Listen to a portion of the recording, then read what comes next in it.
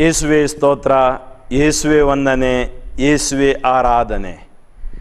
ಆತ್ಮೀಯ ಸಹೋದರ ಸಹೋದರಿಯರೇ, ಯೇಸು ಕ್ರಿಸ್ತರ ನಾಮದಲ್ಲಿ ದಿವ್ಯವಾಣಿ ಈ ಪ್ರವಚನ ಕಾರ್ಯಕ್ಕೆ ನಿಮ್ಮೆಲ್ಲರಿಗೂ ಪ್ರಭು ಯೇಸುವಿನ ನಾಮದಲ್ಲಿ ನಾನು ಸ್ವಾಗತಿಸುತ್ತೇನೆ. ಇಂದು ನಾನು ನಿಮ್ಮೊಡನೆ ಹಂಚಿಕೊಳ್ಳುವ ಸುವಾರ್ತೆ ಲೂಕನ ಶುಭ ಸಂದೇಶ ಅಧ್ಯಾಯ 22 ವಾಕ್ಯಗಳು 31ರಿಂದ 34 ಮತ್ತು 54ರಿಂದ 62. ಸೀಮೋನನೇ ಸೀಮೋನನೇ ಕೇಳು, ಗೋಧಿಯನ್ನು ತೂರುವಂತೆ ಸೈತಾನನು ನಿಮ್ಮೆಲ್ಲರನ್ನು ಶೋಧಿಸಲು ಅಪ್ಪಣೆ ಕೇಳಿಕೊಂಡಿದ್ದಾನೆ. ಆದರೆ ನಾನು ನಿನ್ನ ವಿಶ್ವಾಸವು ಕುಂದದಂತೆ ನಿನಗಾಗಿ ಪ್ರಾರ್ಥನೆ ಮಾಡಿದ್ದೇನೆ. ನೀನು ಪರಿವರ್ತನೆ ಹೊಂದಿದ ನಂತರ ನಿನ್ನ ಸಹೋದರನನ್ನು ದೃಢಪಡಿಸು ಎಂದರು. ಅದಕ್ಕೆ ಪೇತ್ರನು, ಗುರುದೇವ, ನಿಮ್ಮ ಸಂಗಡ ಸೆರೆಗೆ ಹೋಗುವುದಕ್ಕೂ ಸಾಯುವುದಕ್ಕೂ ಸಿದ್ಧನಿದ್ದೇನೆ ಎಂದನು. ಆಗ ಯೇಸು, ಪೇತ್ರನೇ, ಇಂದು ಕೋಳಿ ಕೂಗುವ ಮೊದಲೇ ನನ್ನನ್ನು ಅರಿಯನೆಂದು ನೀನು 3 ಬಾರಿ ಬೊಂಕುವೆ, ಇದು ಖಂಡಿತ ಎಂದರು. ಅನಂತರ ಅವರು ಯೇಸು ಸ್ವಾಮಿಯನ್ನು ಬಂಧಿಸಿ ಪ್ರಧಾನ ಯಾಜಕನ ಭವನಕ್ಕೆ ಕರೆದುಕೊಂಡು ಹೋದರು. ದೂರದಿಂದ ಪೇತ್ರನು ಹಿಂದೆಯೇ ಹೋದನು. ಭವನದ ಹೊರಾಂಗಣದ ನಡುವೆ ಬೆಂಕಿ ಮಾಡಿ ಅದರ ಸುತ್ತಲೂ ಅವರೆಲ್ಲರೂ ಕುಳಿತುಕೊಂಡಾಗ ಪೇತ್ರನು ಅವರ ಸಂಗಡ ಸೇರಿ ಕುಳಿತುಕೊಂಡನು. ಬೆಂಕಿಯ ಬೆಳಕಿನಲ್ಲಿ ಕುಳಿತಿದ್ದ ಆತನನ್ನು ದಾಸಿಯೊಬ್ಬಳು ದೃಷ್ಟಿಸಿ ನೋಡಿ, ಇವನೂ ಕೂಡ ಯೇಸುವಿನ ಸಂಗಡ ಇದ್ದವನು ಎಂದಳು. ಅದಕ್ಕೆ ಆತ, ಅವನಾರೋ ನಾನು ಅರಿಯನಮ್ಮ ಎಂದು ನಿರಾಕರಿಸಿದನು. ಸ್ವಲ್ಪ ಹೊತ್ತಾದ ಮೇಲೆ ಇನ್ನೊಬ್ಬನು ಆತನನ್ನು ಕಂಡು, ನೀನೂ ಕೂಡ ಅವರಲ್ಲಿ ಒಬ್ಬನು ಎನ್ನಲು ಪೇತ್ರ, ಇಲ್ಲಪ್ಪ, ನಾನಲ್ಲ ಎಂದು ಬಿಟ್ಟನು. ಸುಮಾರು 1 ಗಂಟೆ ಕಾಲ ಕಳೆದ ಮೇಲೆ ಮತ್ತೊಬ್ಬನು, ಖಂಡಿತವಾಗಿ ಇವನು ಕೂಡ ಯೇಸುವಿನ ಸಂಗಡ ಇದ್ದವನು, ಏಕೆಂದರೆ ಇವನು ಗಲಿಲೆಯದವನೇ ಎಂದು ಒತ್ತಿ ಹೇಳಿದನು. ಅದಕ್ಕೆ ಪೇತ್ರನು, ನೀನು ಏನು ಹೇಳುತ್ತೀಯೋ ನನಗೆ ಅರ್ಥವಾಗುವುದಿಲ್ಲ ಎಂದನು. ಆ ಕ್ಷಣವೇ ಅವನು ಇನ್ನೂ ಮಾತನಾಡುತ್ತಿರುವಾಗಲೇ ಕೋಳಿ ಕೂಗಿತು. ಆಗ ಪ್ರಭು ಯೇಸು ಹಿಂದಿರುಗಿ ಪೇತ್ರನನ್ನು ದಿಟ್ಟಿಸಿ ನೋಡಿದರು. ಈ ದಿನ ಕೋಳಿ ಕೂಗುವ ಮೊದಲೇ ನಾನು ಆತನನ್ನು ಅರಿಯೆನು ಎಂದು ನನ್ನನ್ನು 3 ಬಾರಿ ನಿರಾಕರಿಸುವೆ ಎಂದು ಯೇಸು ನುಡಿದಿದ್ದ ಮಾತುಗಳು ಪೇತ್ರನ ನೆನಪಿಗೆ ಬಂದುವು. ಅವನು ಹೊರಗೆ ಹೋಗಿ ಬಹಳವಾಗಿ ವ್ಯಥೆಪಟ್ಟು ಅತ್ತನು. ಆತ್ಮೀಯ ಸಹೋದರ ಸಹೋದರಿಯರೇ, ಬೈಬಲಿನಲ್ಲಿ ಒಂದು ಆಸಕ್ತಿಯುಳ್ಳ ಒಂದು ಕ್ಯಾರೆಕ್ಟರ್ ಅನ್ಬೋದು ಪೇತ್ರ. ನೋಡಿ, ಅವನು ಸಿಮೋನ ಅಂದರೆ ಓಲಾಡುತ್ತಿರುವವನು, ಪೇತ್ರ ಅಂದರೆ ಬಂಡೆ. ನಮ್ಮ ಜೀವನದಲ್ಲಿ 2 ಭಾಗ ಇದೆ, ಒಂದು ಓಲಾಡುವುದು, ಇನ್ನೊಂದು ಸ್ಥಿರವಾಗಿರುವುದು. ಅನೇಕ ಬಾರಿ ನಮ್ಮ ಜೀವನದಲ್ಲಿ ನಮಗೆ ಇಂಥ ಅಪವಾದಗಳು ಬಂದಾಗ, ಟೆನ್ಷನ್ಗಳಿಗೆ ಒಳಗಾದಾಗ ನಾವು ಏನು ಮಾಡ್ತೀವಿ ನಮ್ಗೆ ಗೊತ್ತಾಗೋಲ್ಲ. ಇವತ್ತು ನೀವು ನೋಡಿ, ಇಲ್ಲಿ ಏನಾಯಿತು ಈ ಘಟನೆಯಲ್ಲಿ. ಯೇಸು ಸ್ವಾಮಿ ಮುಂಚೆಯೇ ಸಿಮೋನನಿಗೆ ಹೇಳ್ತಾ ಇದ್ದಾರೆ, ಸಿಮೋನನೇ ಸಿಮೋನನೇ ಕೇಳು, ಗೋಧಿಯನ್ನು ತೂರುವಂತೆ ಸೈತಾನನು ನಿಮ್ಮೆಲ್ಲರನ್ನು ಶೋಧಿಸಲು ಅಪ್ಪಣೆ ಕೇಳಿಕೊಂಡಿದ್ದಾನೆ. ಆದರೆ ನಾನು ನಿನ್ನ ವಿಶ್ವಾಸವು ಕುಂದದಂತೆ ನಿನಗಾಗಿ ಪ್ರಾರ್ಥನೆ ಮಾಡಿದ್ದೇನೆ. ನೀನು ಪರಿವರ್ತನೆ ಹೊಂದಿದ ನಂತರ ನಿನ್ನ ಸಹೋದರನನ್ನು ದೃಢಪಡಿಸು ಎಂದರು. ಅದಕ್ಕೆ ಪೇತ್ರನು, ಗುರುದೇವ, ನಿಮ್ಮ ಸಂಗಡ ಸೆರೆಗೆ ಹೋಗುವುದಕ್ಕೂ ಸಾಯುವುದಕ್ಕೂ ಸಿದ್ಧನಿದ್ದೇನೆ ಎಂದನು. ಆಗ ಯೇಸು, ಇಂದು ಕೋಳಿ ಕೂಗುವ ಮೊದಲೇ ನನ್ನನ್ನು ಅರಿಯನೆಂದು ನೀನು 3 ಬಾರಿ ಬೊಂಕುವೆ, ಅಂದರೆ ನಿರಾಕರಿಸುವೆ, ಇದು ಖಂಡಿತ ಎಂಬ ಮಾತನ್ನು ಹೇಳಿದರು. ನಿನ್ನ ಬಲಹೀನತೆ ದೇವರಿಗೆ ಗೊತ್ತು. ನಾವ್ಯಾರು ಪರಿಶುದ್ಧರಲ್ಲ, ಸ್ವರ್ಗದಿಂದ ಬಿದ್ದವರಲ್ಲ. ಈ ಲೋಕದಲ್ಲಿ ನಿಮಗೆ ಕಷ್ಟ ಸಂಕಟಗಳುಂಟು, ಶೋಧನೆ ವೇದನೆಗಳುಂಟು, ದುಃಖ ನೋವುಗಳುಂಟು, ಆಕರ್ಷಣೆ ಘರ್ಷಣೆ ಈ ಲೋಕದಲ್ಲಿ ಉಂಟು. ನಾನು ಲೋಕವನ್ನು ಜಯಿಸಿದ್ದೇನೆ, ನೀವು ಲೋಕವನ್ನು ಜಯಿಸುವಿರಿ ಅಂತ ಯೇಸು ಹೇಳಿದರು. ಪೇತ್ರನನ್ನು ಯೇಸು ತುಂಬ ಪ್ರೀತಿಸಿದರು. ಆದರೆ ನಿರ್ಧಾರ ತೆಗೆದುಕೊಳ್ಳುವ ಸಮಯ ಬಂದಾಗ ಪೇತ್ರ ಓಲಾಡಿದ. ಪೇತ್ರನ ವಿಶ್ವಾಸ ದೃಢವಾಗಿರಲಿಲ್ಲ, ಸ್ಥಿರವಾಗಿರಲಿಲ್ಲ. ಅವನು ಕೇವಲ ಬಾಹ್ಯ ಒಂದು ಶಕ್ತಿ, ಅಂದರೆ ಯೇಸು ನಮ್ಮೊಟ್ಟಿಗಿದ್ದಾರೆ, ಯೇಸುವಿನಿಂದ ಎಲ್ಲ ಸಾಧ್ಯ ಅಂಥೇಳಿ ನಂಬಿ ಜೀವಿಸಿದವನು. ಆದರೆ ಆಳವಾಗಿ ಆಂತರಿಕವಾಗಿ ಅವನೊಳಗಡೆ ಎಷ್ಟು ಇಳಿದಿತ್ತು ಎಂಬುದು ಒಂದು ಪ್ರಶ್ನಾರ್ಥಕ ಚಿಹ್ನೆ.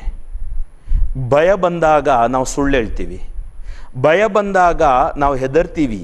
ಭಯ ಒಂದು ರೀತಿ ಹೆದರಿಕೆ, ಆದರೆ ಭಯದಿಂದ ತಪ್ಪುಗಳನ್ನು ಮಾಡ್ತೀವಿ. ಒಂದು ಸುಳ್ಳಿಗೆ ಇನ್ನೊಂದು ಸುಳ್ಳನ್ನು ಹೇಳ್ತೀವಿ. ನೋಡಿ, ಯೇಸು ಸ್ವಾಮಿ ಹೇಳಿದ ಮಾತು ನಿಜವಾಯಿತು, ನೀವೆಲ್ಲರೂ ನನ್ನನ್ನು ಬಿಟ್ಟು ಹೋಗುವಿರಿ. ಆದರೆ ಯೇಸು ಕದಲಲಿಲ್ಲ, ಅಲ್ಗಾಡಲಿಲ್ಲ. ಈ ಸ್ವಾರ್ಥೆಯಲ್ಲಿ ನಾವು ನೋಡ್ತೀವಿ ಪೇತ್ರನ ಪಶ್ಚಾತ್ತಾಪ, ವ್ಯಥೆ, ಕಣ್ಣೀರು. ಪೇತ್ರ ಒಂದು ಮಾತು ಹೇಳಿದ್ದ, ಯಾರು ಬಿಟ್ಟು ಓಡಿದ್ರು ನಾನು ಹೋಗೋಲ್ಲ. ಮೊದಲು ಓಡಿ ಹೋಗ್ರೋ ಅನ್ನವನೇ ಅವನು.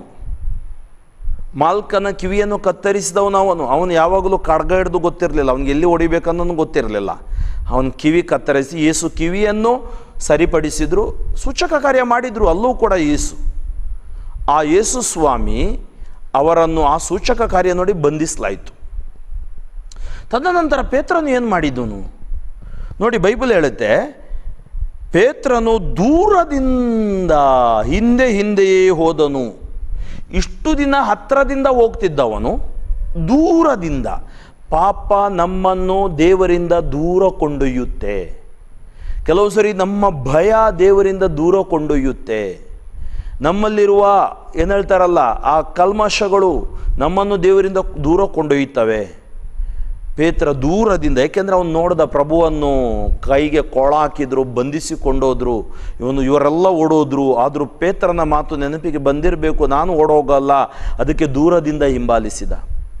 ಮಗುವೆ, ಈ ಪ್ರಶ್ನೆ ನೀನು ಇವತ್ತು ಕೇಳು. ನೀನು ದೇವರನ್ನು ಹತ್ತಿರದಿಂದ ಹಿಂಬಾಲಿಸ್ತಾ ಇದೆಯಾ, ದೂರದಿಂದ ಹಿಂಬಾಲಿಸ್ತಾ ಇದೆಯಾ? ಮೊದಲು ನಿನಗೆ ಪ್ರೀತಿ ಇತ್ತು, ಮೊದಲು ನೀನು ಪ್ರಾರ್ಥನೆ ಕೂತ್ಕೊಳ್ತಿದ್ದೆ, ಮೊದಲು ಬೈಬಲ್ ಓದ್ತಾ ಇದ್ದೆ, ಮೊದಲು ಎಷ್ಟು ಆಸಕ್ತಿ ಇತ್ತು ಮನೆಯಲ್ಲಿ ಪ್ರಾರ್ಥನೆ ಮಾಡುವಾಗ. ಇವತ್ತು ನಿದ್ದೆ ಬರ್ತಾ ಇದೆಯಾ? ಇವತ್ತು ಪ್ರಾರ್ಥನೆಯಿಂದ ದೂರ ಸರಿದಿದೆಯಾ? ದೇವರಿಂದ ದೂರ ಸರಿದಿದೆಯಾ? ಹೋಗದಿದ್ರೂ ಆಗುತ್ತೆ, ಹೋಗಿದ್ರೂ ಆಗುತ್ತೆ ಅಂತೇಳಿ ಯೋಚನೆ ಮಾಡ್ತಾ ಇದೆಯಾ? ಆತ್ಮೀಯರೇ, ಬೈಬಲ್ ಗ್ರಂಥ ನಮಗೆ ಹೇಳುತ್ತೆ, ದೂರದಿಂದ ಪೇತ್ರನು ಹಿಂದೆಯೇ ಹೋದನು. ಎಲ್ಲೂ ಹೋದ ಅವನು? ಭವನದ ಹೊರಾಂಗಣದ ನಡುವೆ ಬೆಂಕಿ ಮಾಡಿ ಅದರ ಸುತ್ತಲೂ ಅವರೆಲ್ಲರೂ ಕುಳಿತುಕೊಂಡಾಗ ಪೇತ್ರನು ಅವರ ಸಂಗಡ ಸೇರಿ ಕುಳಿತುಕೊಂಡನು. ಪೇತ್ರನಿಗೆ ಚಳಿ ಆಗ್ತಿರಲಿಲ್ಲ, ಒಳಗಡೆ ಬಿಸಿತ್ತು. ಅವನು ನಾಟಕ ಮಾಡ್ತಾ ಇದ್ದ. ನೋಡಿ, ಎಂಥ ಸುಳ್ಳು ಹೇಳಿದ್ರು ಮಂಪರು ಪರೀಕ್ಷೆ ಮಾಡಿದರೆ ಗೊತ್ತಾಗ್ತದೆ ಅಂತಾರಲ್ಲ, ಆ ರೀತಿ. ಪೇತ್ರ ಹೋಗಿ ಕೂತ್ಕೊಳ್ಳುವಾಗ ಆ ಬೆಳಕಿನಲ್ಲಿ ದಾಸಿಯೊಬ್ಬಳು ದೃಷ್ಟಿಸಿ ನೋಡಿ, ಇವನು ಕೂಡ ಯೇಸುವಿನ ಸಂಗಡ ಇದ್ದವನು ಎಂದಳು. ಅದಕ್ಕೆ ಆತ ಅಂದರೆ ಪೇತ್ರನು, ಅವನಾರೋ ನಾನು ಅರಿಯನಮ್ಮ ಎಂದು ನಿರಾಕರಿಸಿದನು. ಯೇಸು ಒಟ್ಟಿಗೆ ಇದ್ದವನು, ಯೇಸು ಒಟ್ಟಿಗೆ ಊಟ ಮಾಡಿದವನು, 3 ವರುಷಗಳ ಕಾಲ ಯೇಸುವೇ ರಕ್ಷಕ ಲೋಕೋದ್ಧಾರಕ ಅಂತ ಹೇಳಿದವನು. ನೋಡಿ, ಭಯ ಬಂದಾಗ ನಾನು ಅರಿಯೇನಮ್ಮ. ಆತ್ಮೀಯರೇ, ಭಯದಿಂದ ಪಾಪಕ್ಕೊಳಗಾಗ್ತೀವಿ ನಾವು ಅನೇಕ ಬಾರಿ. ಮುಂದುವರಿಸಿ ಸ್ವಲ್ಪ ಹೊತ್ತಾದ ಮೇಲೆ ಇನ್ನೊಬ್ಬನು ಆತನನ್ನು ಕಂಡು, ನೀನು ಕೂಡ ಅವರಲ್ಲಿ ಒಬ್ಬನು ಎನ್ನಲು ಪೇತ್ರ, ಇಲ್ಲಪ್ಪ ನಾನಲ್ಲ, ನೀನೇನೋ ತಪ್ಪು ಗ್ರಹಿಕೆ ಮಾಡ್ಕೊಂಡಿದ್ಯಾ, ನಾನಲ್ಲ, ಎಲ್ಲ ಅವನ ಹಾವಭಾವ ಗೊತ್ತಾಗುತ್ತೆ ಅವನೇ ಅಂತೇಳಿ, ನಾನಲ್ಲ. ಸುಮಾರು 1 ಗಂಟೆ ಕಾಲ ಕಳೆದ ಮೇಲೆ ಮತ್ತೊಬ್ಬನು, ಖಂಡಿತವಾಗಿ ಇವನು ಕೂಡ ಯೇಸುವಿನ ಸಂಗಡ ಇದ್ದವನು, ಏಕೆಂದರೆ ಇವನು ಗಲಿಲೆಯದವನೇ ಎಂದು ಒತ್ತಿ ಹೇಳಿದನು. ಅದಕ್ಕೆ ಪೇತ್ರನು, ನೀನು ಏನು ಹೇಳುತ್ತೀಯೋ ನನಗೆ ಅರ್ಥವಾಗುವುದಿಲ್ಲ. ಭಯದಲ್ಲಿರುವಾಗ ಯಾವುದೂ ಅರ್ಥ ಆಗೋಲ್ಲ. ಪಾಪದಲ್ಲಿರುವಾಗ, ಪಾಪದ ಪ್ರಜ್ಞೆ ಕಳ್ಕೊಂಡಾಗ ಯಾವುದೂ ಅರ್ಥ ಆಗೋಲ್ಲ. ಇವತ್ತು ದ್ವಿತೀಯ ಯೋಹಾನ ಪೌಲರು ಅವರು ಹೇಳಿದ ಒಂದು ಮಾತು, ಮನುಷ್ಯ ಪಾಪದ ಪ್ರಜ್ಞೆ ಕಳ್ಕೊಂಡಿದ್ದಾನೆ. ಪ್ರಸ್ತುತ ಜಗದ್ಗುರುಗಳು ಹೇಳಿದ ಮಾತು, ಮನುಷ್ಯ ದೇವರನ್ನು ಮರೆತಿದ್ದಾನೆ. ಹೌದು ಆತ್ಮೀಯರೇ, ನಾವು ನಮ್ಮಲ್ಲೇ ಈ ಪ್ರಶ್ನೆಯನ್ನು ಇವತ್ತು ಕೇಳಬೇಕು. ನಾನು ದೇವರಿಂದ ದೂರ ಸರಿದಿದ್ದೀನ, ದುಶ್ಚಟ ದುರ್ಗುಣ ದುರ್ವ್ಯಾಮೋಹಗಳಿಗೆ ಬಲಿಯಾಗಿ ದೇವರನ್ನೇ ತ್ಯಜಿಸಿಬಿಟ್ಟು ಜೀವಿಸ್ತಾ ಇದ್ದೀನ.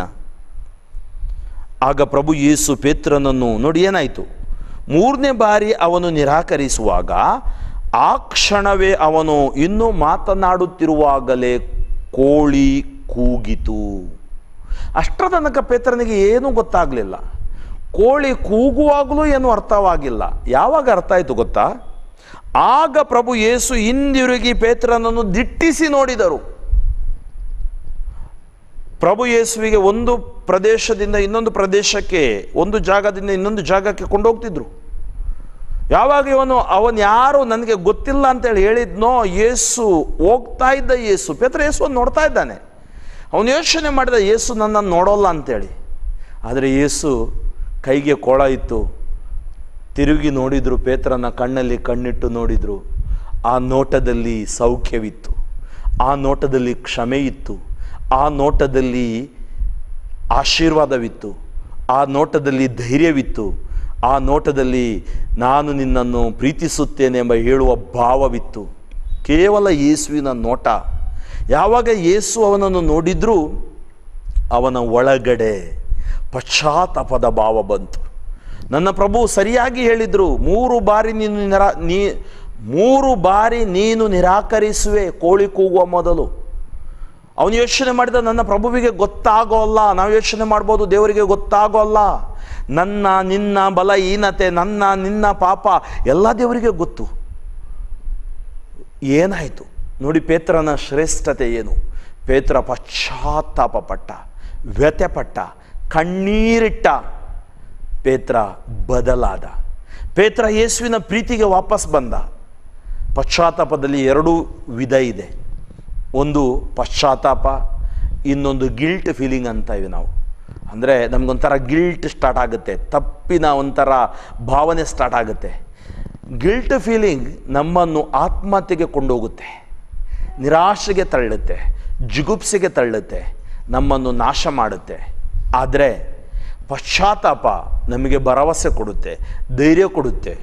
ಒಬ್ಬ ವ್ಯಕ್ತಿ ನನಗಾಗಿ ಲೋಕದಲ್ಲಿ ಇದ್ದಾರೆ, ಅವರೇ ಯೇಸು, ಅವರು ಕ್ಷಮಿಸುತ್ತಾರೆ ಎಂಬ ಮನವರಿಕೆ ಕೊಡುತ್ತೆ. 2 ರೀತಿಯ ವ್ಯಕ್ತಿಗಳು ಬೈಬಲಲ್ಲಿ ಇದ್ದಾರೆ. ಒಂದು ಯೂದ, ಇಸ್ಕಾರಿಯೋತಿನ ಯೂದ. ಇನ್ನೊಂದು ಪೇತ್ರ. ಇಸ್ಕಾರಿಯೋತಿನ ಯೂದ ಏನು ಮಾಡ್ದ? ಅವನೂ ಪೇತ್ರನಂತೆ ತಪ್ಪು ಮಾಡ್ದ. ಅದಕ್ಕಿಂತ ದೊಡ್ಡ ತಪ್ಪು ಹೇಳ್ಬೋದು. 30 ನಾಣ್ಯಗಳಿಗೆ ಯೇಸುವನ್ನು ಮಾರಿಬಿಟ್ಟ. ಮತ್ತು ಯೇಸುವನ್ನು ಹಿಡಿದುಕೊಟ್ಟ, ಮುತ್ತಿಟ್ಟು ಯೇಸುವನ್ನು ಹಿಡಿದುಕೊಟ್ಟ. ಮತ್ತು ಯೇಸುನ ಹಿಡಿದು ಕೊಟ್ಟ ಮೇಲೆ ಅವನು ಯೋಚನೆ ಮಾಡಿದ, ಹೆಂಗಾದರೂ ಮಾಡಿ ಯೇಸು ಸಂಕೋಲೆಯಿಂದ ಹೊರಗಡೆ ಬರ್ಬೋದು ಅಂಥೇಳಿ. ಅವನ ಭಾವನೆಯಲ್ಲಿ ಅವನ ಆಲೋಚನೆ ಬೇರೆ ಆಗಿತ್ತು. ಅವನು ಯೇಸು ಸೂಪರ್ಮ್ಯಾನ್, ಶಕ್ತಿಮಾನ್ ಅಂತೇಳಿ ಯೋಚನೆ ಮಾಡಿರಬೇಕಿತ್ತು. ಅದಲ್ಲ ಯೇಸು.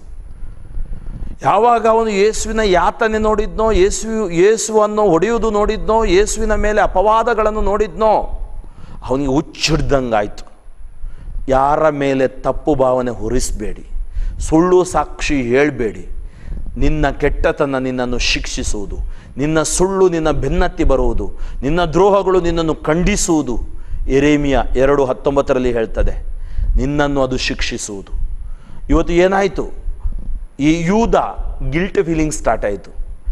ಅವನು ನನ್ನ ಪ್ರಭುವಿಗೆ 30 ನಾಣ್ಯಗಳಿಗೆ ಮಾರಿಬಿಟ್ನಲ್ಲ, ಅವನು ಹುಚ್ಚನಂತಾದ. ಜೀವಿಸುವುದು ಬೇಡ ಆಯಿತು. ಕಳ್ಳ ಬರುವುದು ಕದಿಯಲು ಕೊಲ್ಲಲು ನಾಶ ಮಾಡೋದು, ಸೈತಾನ ಬರುವುದು ಕದಿಯಲು ಕೊಲ್ಲಲು ನಾಶ ಮಾಡೋದು. ಯೇಸು ಬಂದಿದ್ದು ಜೀವ ಕೊಡಲು, ಯಥೇಚ್ಛವಾಗಿ ಜೀವ ಕೊಡಲು. ಇವತ್ತು ಯೇಸುವಿನಲ್ಲಿ ನಮಗೆ ಜೀವ ಇದೆ, ಸೈತಾನ ಜೀವ ತೆಗೀತಾನೆ. ಸೈತಾನನಿಗೆ ನಮ್ಮ ಮೇಲೆ ಅಧಿಕಾರ ಇಲ್ಲ.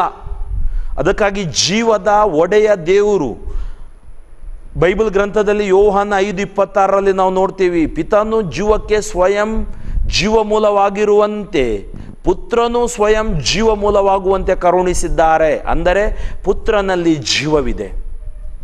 ಪೇತ್ರ ಏನು ಮಾಡಿದ? ಪಶ್ಚಾತ್ತಾಪ ಪಟ್ಟು ದೇವರ ಪ್ರೀತಿಗೆ ವಾಪಸ್ ಬಂದ. ಪೇತ್ರ ಬದಲಾದ, ಪೇತ್ರ ಸಂತನಾದ, ಪೇತ್ರ ರಕ್ತ ಸಾಕ್ಷಿಯಾಗಿ ಮಾಡಿದ, ಪೇತ್ರ ವಿಶ್ವಾಸದಲ್ಲಿ ಆಳವಾಗಿ ಬೇರೂರಿದ, ಪೇತ್ರ ಜಯ ಹೊಂದಿದ. ಅದೇ ಯೂದ ಗಿಲ್ಟ್ ಫೀಲಿಂಗ್. ಆ ಗಿಲ್ಟ್ ಫೀಲಿಂಗ್ ಅವನಿಗೆ ಆತ್ಮಹತ್ಯೆಗೆ ಪ್ರಚೋದನೆ ಮಾಡ್ತು. ಬೈಬಲ್ ಹೇಳುತ್ತೆ, ಅವನು ಆತ್ಮಹತ್ಯೆ ಮಾಡಿ ಸತ್ತ, ಆತ್ಮಹತ್ಯೆ ಮಾಡ್ದ. ಎರಡು ವಿಧಗಳು ನಾವು ನೋಡ್ತೀವಿ. ದೇವರು ಪಾಪಿಯನ್ನು ಕ್ಷಮಿಸ್ತಾರೆ, ದ್ರೋಹಿಯನ್ನಲ್ಲ. ಯಾರಿಗೂ ದ್ರೋಹ ಮಾಡಲಿಕ್ಕೆ ಹೋಗಬೇಡಿ, ನೋಡೋದನ್ನು ನೋಡಿದ್ದೀನಿ ಅಂತ ಹೇಳಬೇಡಿ, ಅಥವಾ ತಪ್ಪು ಹೊರಿಸಲು ಅವರ ಮೇಲೆ ತಪ್ಪನ್ನು ಹೇಳಬೇಡಿ. ಇವತ್ತು ತುಂಬ ಬಾರಿ ನಮ್ಮ ಜೀವನದಲ್ಲಿ ಆಗೋದು ಇದೆ. ಇಂಥ ಘಟನೆಗಳು ಮನಸ್ಸನ್ನು ಹಾಳು ಮಾಡ್ತವೆ, ಜೀವನವನ್ನು ಹಾಳು ಮಾಡ್ತವೆ. ಬೈಬಲ್ ಗ್ರಂಥದಲ್ಲಿ ನಾವು ನೋಡ್ತೀವಿ, ಪಶ್ಚಾತ್ತಾಪ ದೇವರೆಡೆಗೆ ನಮ್ಮನ್ನು ತರುತ್ತೆ, ನಮ್ಮ ದ್ರೋಹ ನಮ್ಮನ್ನು ದೂರ ಮಾಡುತ್ತೆ. ಯೆಶಾಯ ಪ್ರವಾದಿಯ ಗ್ರಂಥ ಅಧ್ಯಾಯ 1 ವಾಕ್ಯ 18-19 ಹೇಳುತ್ತೆ, ನುಡಿಯುತ್ತೆ, ಹೀಗೆ ನುಡಿಯುತ್ತೆ.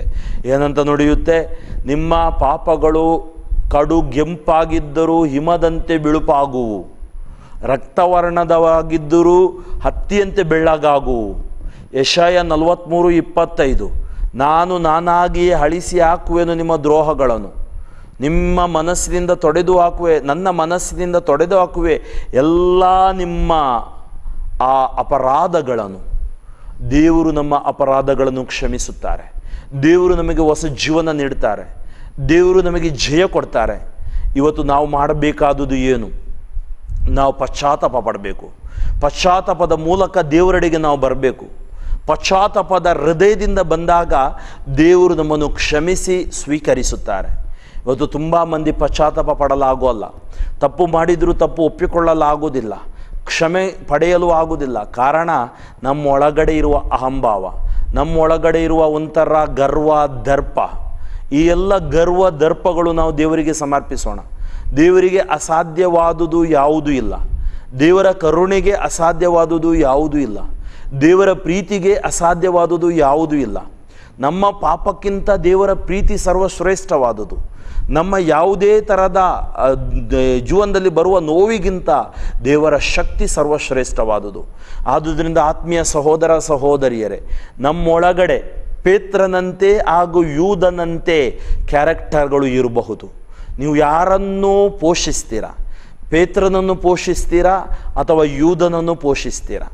ಯೂದನಂತಾದರೆ ನಿಮ್ಮ ದ್ರೋಹ, ನಿಮ್ಮ ವಂಚನೆ, ನಿಮ್ಮ ಮೋಸ, ನಿಮ್ಮ ಹೊಟ್ಟೆ ಕಿಚ್ಚು, ನಿಮ್ಮ ಜಗಳ, ನಿಮ್ಮ ಎಲ್ಲ ಅಕ್ರಮ ಅನ್ಯಾಯಗಳು ನಿಮ್ಮನ್ನು ನಾಶ ಮಾಡ್ತವೆ. ನಿಮ್ಮಲ್ಲಿ ಕೆಟ್ಟತನ ಬೆಳೆಸಬೇಡಿ, ಅದನ್ನು ದೂರ ಮಾಡಿ. ಒಳ್ಳೆಯ ಪಾಪ ನಿವೇದನೆ ಮಾಡಿ, ಪಾಪ ಕ್ಷಮೆ ಯಾಚಿಸಿ, ದೇವರೆಡೆಗೆ ಬನ್ನಿ, ದೇವರ ಕಡೆಗೆ ತಿರುಗಿಕೊಳ್ಳಿರಿ, ದೇವರು ನಿಮ್ಮೆಡೆಗೆ ತಿರುಗಿಕೊಳ್ಳುವರು ಅಂತ ಬೈಬಲ್ ಹೇಳ್ತಾ ಇದೆ. ಇವತ್ತು ನಾವು ದೇವರೆಡೆಗೆ ತಿರುಗಿಕೊಳ್ಳುವಂಥ ಸಮಯ ಬಂದಿದೆ. ಇದೇ ಆ ಸುಪ್ರಸನ್ನತೆಯ ಕಾಲ, ಇದೇ ಆಶೀರ್ವಾದದ ದಿನ, ಇದೇ ಆ ಆಶೀರ್ವಾದದ ದಿನ. ಸುಪ್ರಸನ್ನತೆಯ ಕಾಲದಲ್ಲಿ ನಿನ್ನನ್ನು ಆಲಿಸಿದೆನು, ನಿನ್ನನ್ನು ಉದ್ಧರಿಸಿದೆನು ಅಂತೇಳಿ ಪವಿತ್ರ ಗ್ರಂಥ ಹೇಳುತ್ತೆ. ಆತ್ಮೀಯರೇ, ನಾವು ಪೇತ್ರನಂತೆ ಪಶ್ಚಾತ್ತಾಪಪಟ್ಟು ದೇವರ ಪ್ರೀತಿಗೆ ವಾಪಸ್ ಬರೋಣ, ದೇವರಿಗೆ ಸಾಕ್ಷಿಯಾಗೋಣ. ನಮ್ಮ ಜೀವನದಲ್ಲಿ ಪ್ರಭುವಿನ ಆಶೀರ್ವಾದ ನಮ್ಮ ಮೇಲೆ ಇಳಿದು ಬರಲೆಂದು ನಾವೆಲ್ಲರೂ ಪ್ರಾರ್ಥಿಸೋಣವೇ. ಕಣ್ಣುಗಳನ್ನು ಮುಚ್ಚಿ, ಕರಗಳನ್ನು ಹೃದಯದ ಮೇಲಿಟ್ಟು ಪ್ರಾರ್ಥಿಸಿ. ಸ್ತುತಿಗಳ ಮಧ್ಯೆ ವಾಸಿಸೋನು, ಸ್ತುತಿಗೆ ಪಾತ್ರನು, ಸ್ತುತಿಯಲ್ಲಿ ಜೀವಿಸೋನಾದ ಪ್ರಭು ಯೇಸುವೆ, ನಿಮ್ಮ ನಾಮಕ್ಕೆ ಅನಂತ ಕೋಟಿ ಸ್ತೋತ್ರಗಳು. ನಮ್ಮ ಜೀವನದಲ್ಲಿ ವರ್ತಮಾನ ಕಾಲ, ಭವಿಷ್ಯತ್ ಕಾಲ, ಭೂತಕಾಲ ಎಲ್ಲ ತಿಳಿದವರು ನೀವೇ. ಆಕಾರವು ಆದಿಯು ಅಂತ್ಯವು ಆಲ್ಫವು ಒಮೇಗವು ನೀವೇ.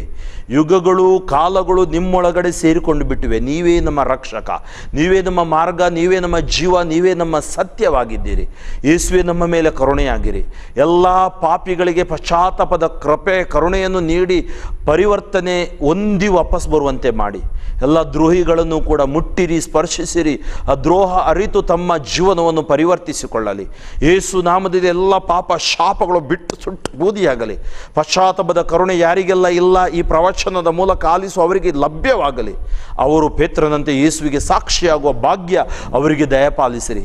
ಎಲ್ಲ ರೋಗ ರುಜಿನಗಳಿಂದ ನರಳುತ್ತಿರುವವರ ಮೇಲೆ ದೇವರ ಕರುಣೆ ಇಳಿದು ಬರಲಿ, ಸೌಖ್ಯ ಸಿಗಲೆಂದು ನಾನು ಆಶೀರ್ವದಿಸುತ್ತೇನೆ. ಸರ್ವಶಕ್ತ ದೇವರಾದ ಪಿತಾ, ಸುತ ಮತ್ತು ಪರಿಶುದ್ಧಾತ್ಮರು ನಿಮ್ಮನ್ನು ಆಶೀರ್ವದಿಸಲಿ. ಆಮೇನ್.